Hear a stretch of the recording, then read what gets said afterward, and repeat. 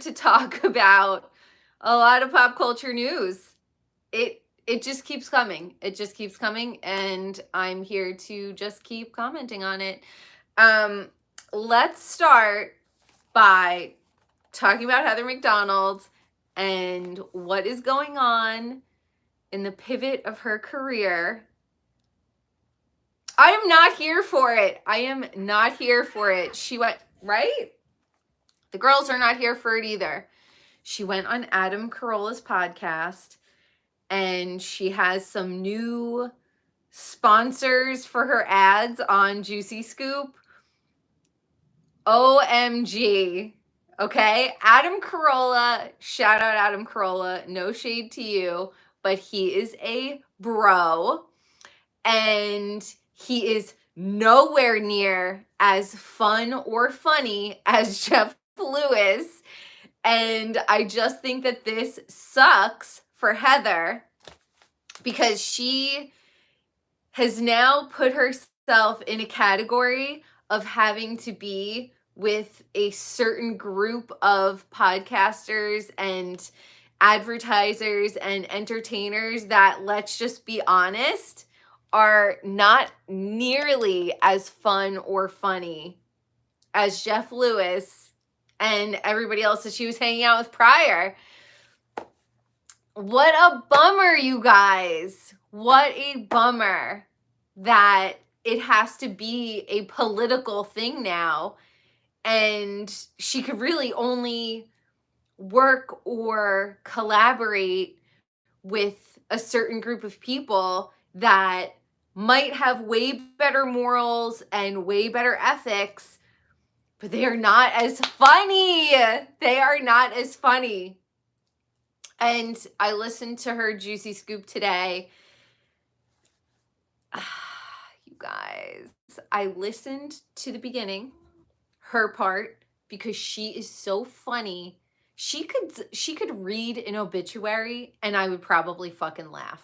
Okay, let's be honest. But when it got into her interview, I did not like it, and I instantly turned it off. And I was like, no. This guy sucks. He didn't have a good voice for radio. Let's just put it that way. Her advertisers, I can't remember, maybe like paint or hardware or something. I was like, oh God, here we go. We're losing all of the fun stuff.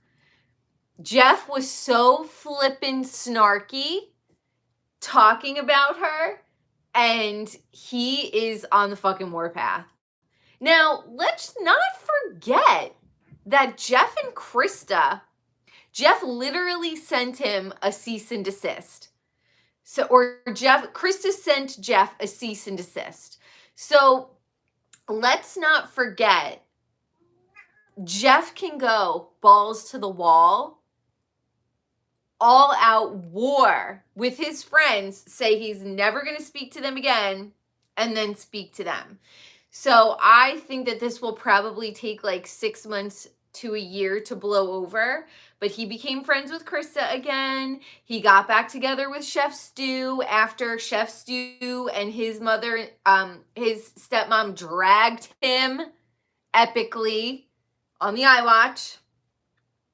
So Jeff is going hard for Heather right now, but I think that 6 months to a year, they're going to end up becoming friends again.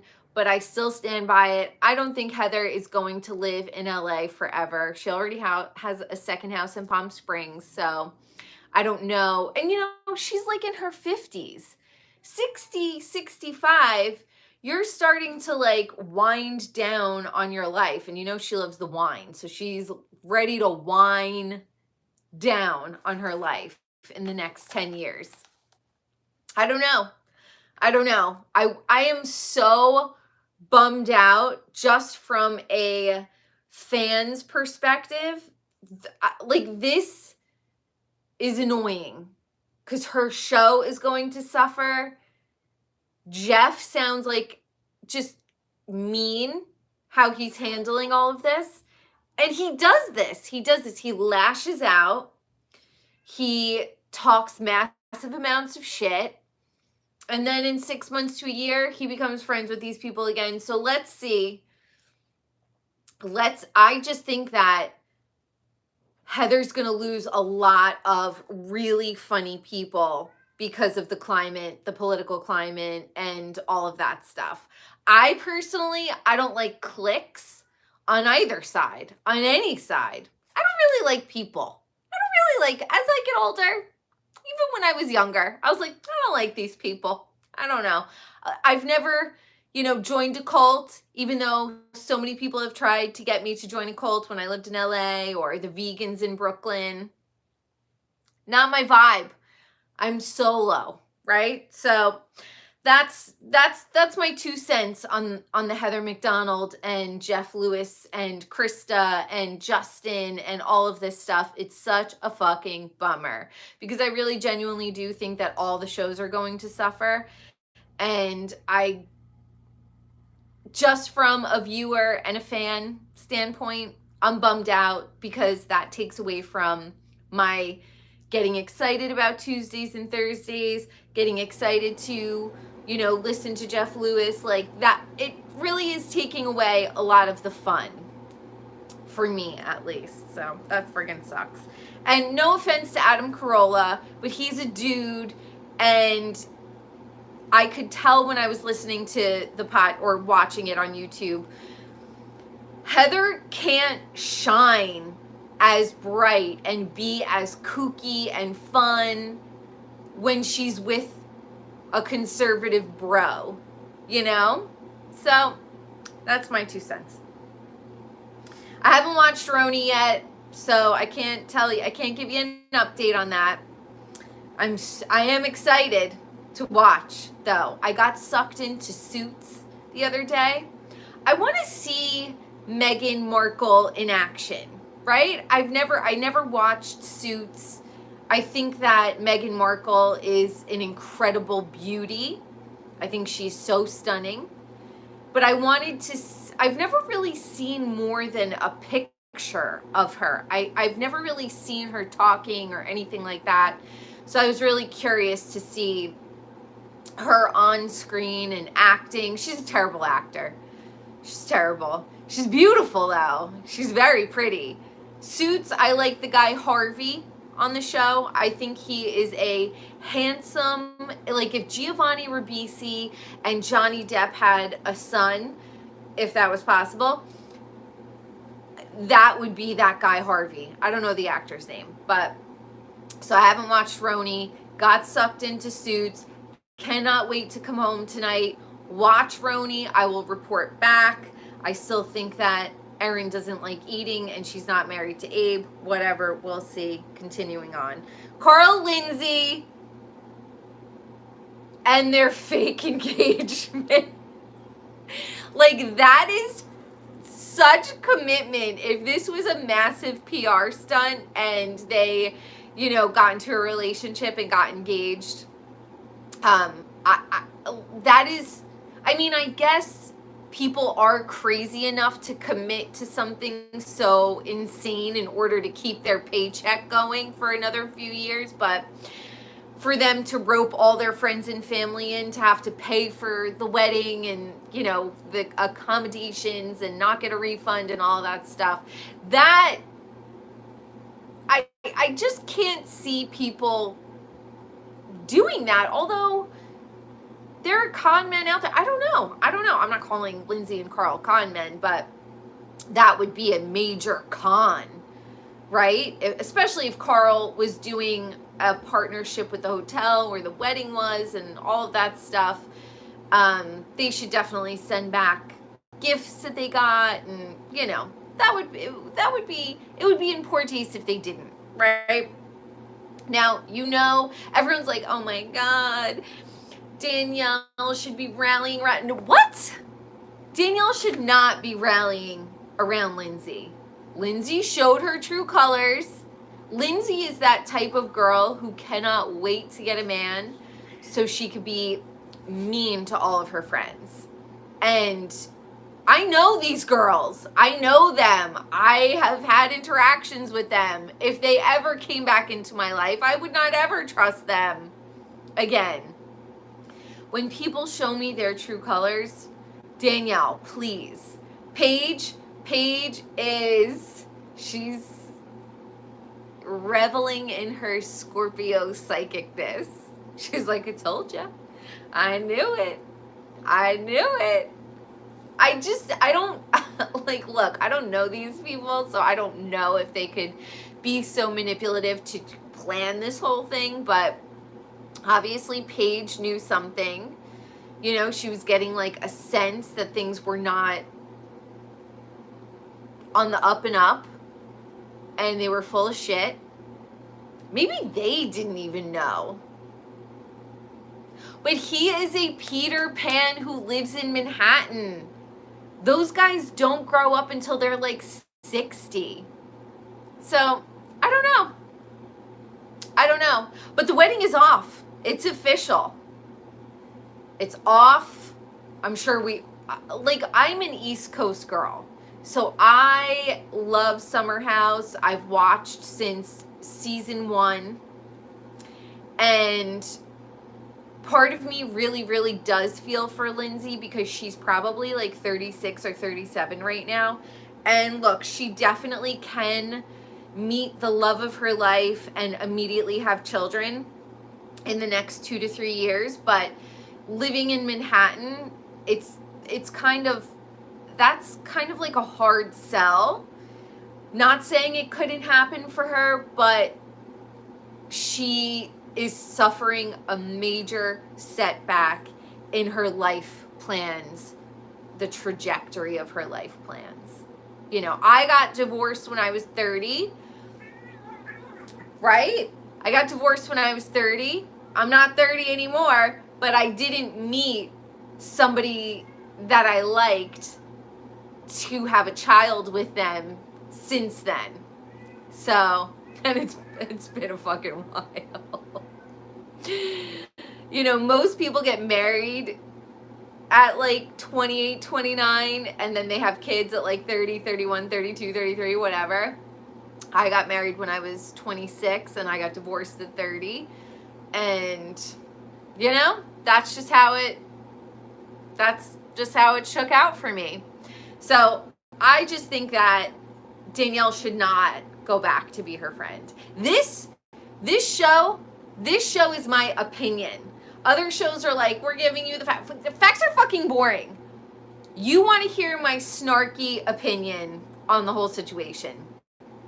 I think that Lindsay fucked herself over by being nasty and dismissive of Danielle. Danielle was so thirsty for her friendship, and Danielle was so loyal. And I just want to say, Danielle is stunning. Danielle is stunning. Her skin, her hair, her teeth. I love her style. Like, Lindsay has fake boobs, fake teeth, fake face. Danielle, I don't think she's gotten any plastic surgery since she's been on the show. She just naturally glows and is gorgeous. I would like to see Danielle have better self-esteem. Okay? I think that Danielle wants to be a part of that Hamptons Montauk crowd so badly. I get it, but guess what? It is a very closed circle of people, and they come from families who go to camp every year. And I know that I say this all the time, but it is true.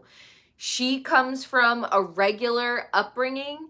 That crew, it's like, when I married my ex-husband, I called him like my John Smith complex because I'm actually Lenape, I'm Native American.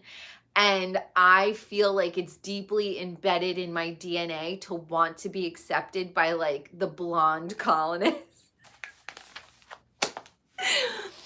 I will know that I've healed when I date a brunette happily. Seriously though, but it is like embedded in my DNA to want the upper crust of society to accept me. Guess what? They won't.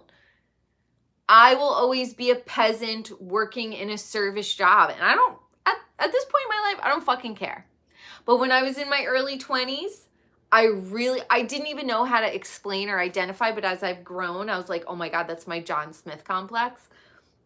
Like Pocahontas, I'm like, oh my God, love me, I'll change my name to Catherine. No, Danielle, you are beautiful, you are authentic, you have a soul, and do not sell yourself out to be accepted by Carl. Why? Because he's tall?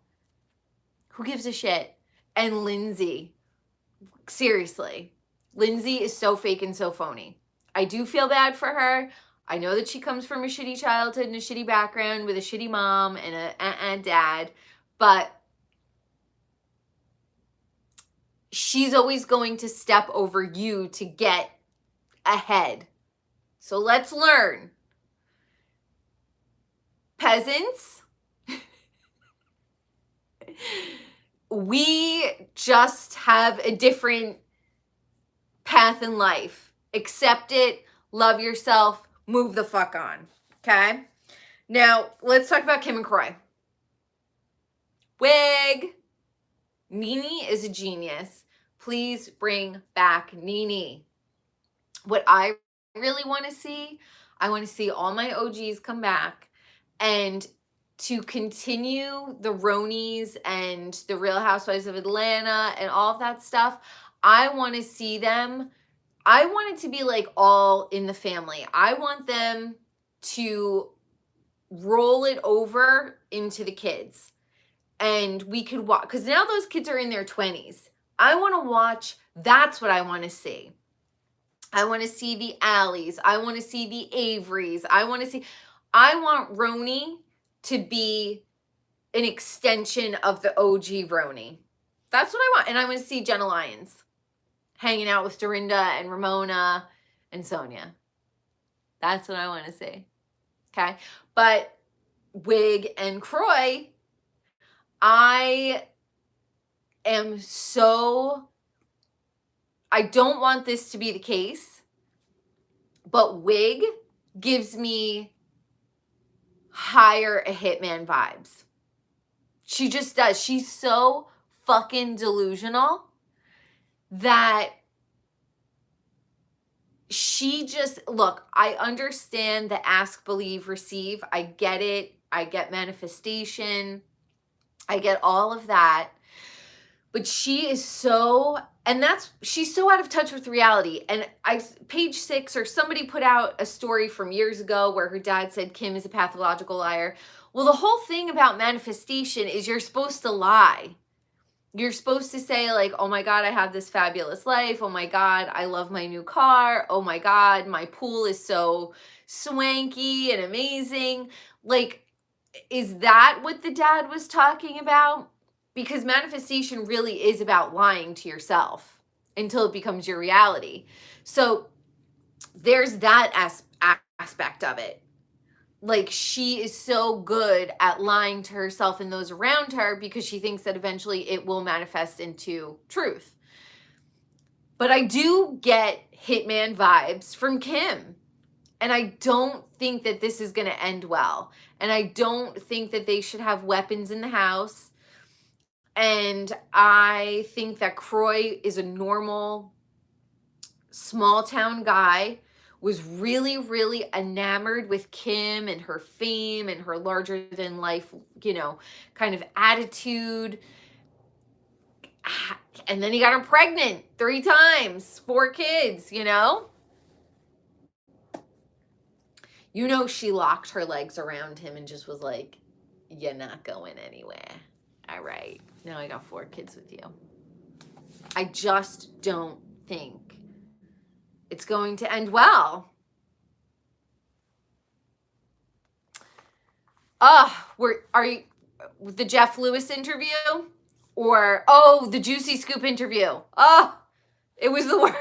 It was the worst. It was terrible.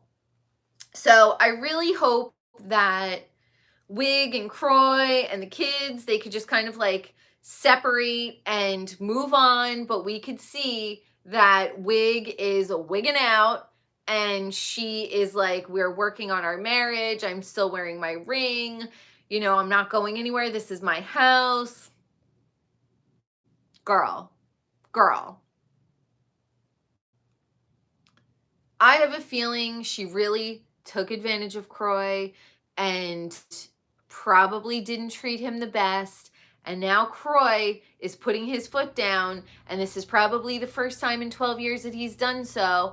And I think that Wig is used to being in control, and she's flipping out. But I have a feeling he's done and over it. But Croy, maybe update the alarm system or have somebody pop by every once in a while to make sure you're okay, because I just get the Delulu vibes from Wig, and I don't know if she's going to take rejection well. It doesn't seem like she takes rejection well. So prayers to them and their family. Ruby Frank, this woman, Dios mío, what? Speechless. I had to take a few days to digest what's been coming out, because this woman is frightening on a whole different level, okay? Someone posted videos of her on TikTok feeding her children a banana, and the look of hatred in her eyes, looking at those children as she was feeding them the banana, my stomach sank. You can see it in her face, the hatred she has for her children, the disgust. Like, it's like a micro expression in her eyes, but you can see it as she's like feeding the child. Like, I couldn't look away from her face that she was making at her children. The fact that CPS had been called on her and people were reporting her on YouTube, that is the failure of the authority in this country. Maybe other countries, I don't know, but I live in this one. And I've had personal interaction with CPS, and in my personal opinion, they do tend to blame the children. I don't know why. Why do you get into this line of work if you want to blame the child or be nasty to the child? So many experiences in my life where the good teachers were fired and the bad teachers were promoted. And this happens in every line of work. You see it in offices. It's like the most evil person gets the advancement, or, like they move ahead, when really it's the good people who are getting fired and reported. We live in a bizarro upside down world. I think Ruby Franke is a perfect example. And Jodi Hildebrand, what she did to her niece. First of all, the niece, her parents were like, okay, Jodi, heal our child. Now the girl's got fucking neck tattoos and piercings all over her face. They know what they're doing to these children. They're crushing their soul. Now, Ruby Franke said that her two youngest children were having inappropriate sexual relations with each other. I wasn't there, but I don't believe it. I think that Jodi and her know enough about the system that they know how to manipulate it to really torture the children. And I hope that Jodi and Ruby do not ever see the light of day outside of a jail. Genuinely. What they did to these children is going to follow them for the rest of their lives. And they know this. They know this. It's like people are like, oh my God, women are so amazing. They should run the world. But women are the most fucking evil sometimes. Are you kidding me? Women, hello, Aunt Lydia, Handmaid's Tale. I'm not afraid of Kim Jong-un. I'm afraid of his sister, who's got something to fucking prove to the world, how evil she is and how she could be the best leader. Jody and Ruby, there are women like that all over this world, all over this country, having children and torturing them and defaming them and disgracing them and dragging their names through the mud. Why? It's like a sick control thing. And I genuinely believe that Jody and Ruby were sexual weirdos. And then they're going to project it onto these poor, innocent little children. Disgusting. Disgusting. Pray for those kids. Because now, those kids, she wants them completely isolated. That's what an abuser does to children. They usually pick one child in the family to torture, while Jody and Ruby picked the two little ones. And apparently Chad was tortured and Sherry was tortured. I don't know the other little kids, but she probably liked the two middle ones, hated the two older ones, hated the two younger ones, and the two middle ones she probably loved. So when I look at pictures of those kids, even though they're smiling and they're all blonde and they're all in cute outfits, you could tell the abuse because they have dark circles under their eyes. So no matter how big that smile is, if a child has dark circles under their eyes, they're getting abused. They are. Sorry, that's how you could tell. I am so disturbed, so disgusted, so hoping that they get exactly what they deserve. And those children can heal. It's going to be a long road. And they're going to, when the little boy said to the man during the 911 call, I was wrong. I deserved this. I did it to myself. Holy shit, these poor kids. So I really do pray for them. What a disturbing story. But I'm suspicious of the mommy bloggers. Why are you putting your kids all over the internet? Because they're cute and you want to make money from endorsement deals and stuff. Come on. Come on. And I was a child actor, but I was a child actor because I genuinely feared for my safety and I knew that I needed to be around a lot of other people. So in case I went fucking missing, they were like, where's Candace? She should be on set right now. So, but it's quite a week in pop culture and I am so bummed out about the Heather stuff. I don't want to see her go on Adam Carolla ever again. I really don't like any of the guests that she's had on since the debacle. And we'll see. We'll see who distances himself from her. We will see what guests she has on, how her show continues to pivot. Jeff was a big douchebag. I hope that he can reel it in. And to me, it really does feel like Jeff and Krista and that whole crew is a bunch of mean girls. And they are really just having a great time dragging Heather. And my sympathies to everyone involved. I don't want to see anybody's career ruined on either side. But we shall see. Can't wait to tune into Summer House. Really praying for Wig and Troy, or Wig and Croy. I hope nothing goes down, but who knows? Every week it all gets juicier. Leave your comments down below. Like, share, comment, subscribe. Let's see where all of this goes. Quinn, you want to say hi? Hi. You good, girl? All right, everyone. Have a great Tuesday. I will see you next time.